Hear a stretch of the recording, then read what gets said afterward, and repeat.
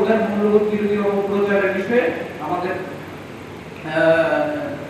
Press ক্লাবের সভাপতি সহ আমাদের জেলা পরিষদের সম্মানিত প্রশাসক মহোদয় খুব চমৎকারভাবে বলেছেন। আমি শুধু একটা গল্প বলে শেষ করি। এইচ.জি. ওয়েলস নামে একজন আমেরিকান রাইটার, উনি একটা সায়েন্স ফিকশন লিখেছিলেন 19 শতাব্দীর শেষের দিকে। এটার নাম হলো দ্য ওয়ার অফ দ্য ওয়ার্লডস, মানে এটাকে বলা হয় মহাবিশ্বের যুদ্ধ, অর্থাৎ পৃথিবীর বাসিন্দাদের সাথে অন্যান্য যে আমাদের প্ল্যানেট আছে, গ্রহ আছে, সেই গ্রহগুলোর মধ্যে যে যুদ্ধ হবে। তো এই সায়েন্স ফিকশনে উনি দেখিয়েছেন যে মার্স, আমরা জানি যে মঙ্গল গ্রহ আছে, সেখানে কিছু এলিয়েন আছে, তারা এসে পৃথিবীতে আক্রমণ করেছে। তো এইটাকে পরবর্তীতে 1938 সালে রেডিও, ওই সময় আপনি জানেন, আপনি যে টিভি বা আমাদের যে সচিত্র এগুলো আসেনি, মিডিয়া আসেনি, তখন রেডিওর মাধ্যমে এটা ব্রডকাস্টিং হচ্ছিল। তো ওখানে একটার পর একটা সিরিয়াল হচ্ছে।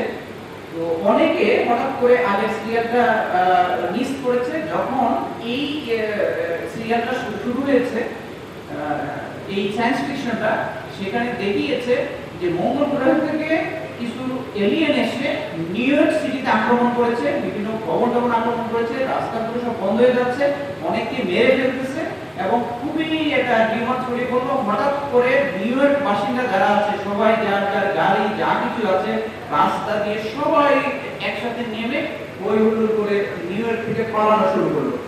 এই অবস্থায় এই পালাতে গিয়ে ট্রাফিক ব্যবস্থা ঢুকে গেল, অনেকে অ্যাক্সিডেন্ট হলো, অনেক আহত হলো।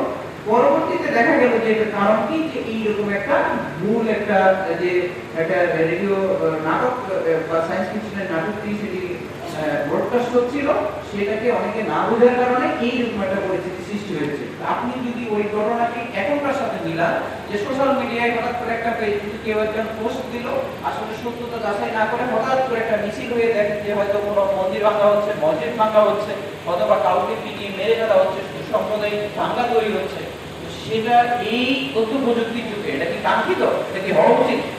কোনো মতেই না। তো এই বিষয়গুলো আমাদের আসলে সবার মধ্যেই সচেতনতা তৈরি করা দরকার। আজকের যে মতবিনিময় সভা, সেই মতবিনিময় সভার মূল উদ্দেশ্য সেটা। আমাদের 8 জন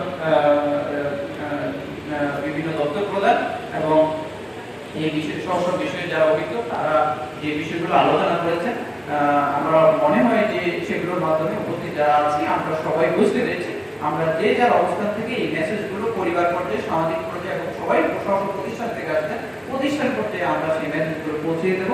এইভাবে আমরা একটা ঝালকাঠি জেলাকে এই 8টি যেগুলো সামাজিক ব্যাধি, সেগুলো থেকে মুক্ত রাখবো।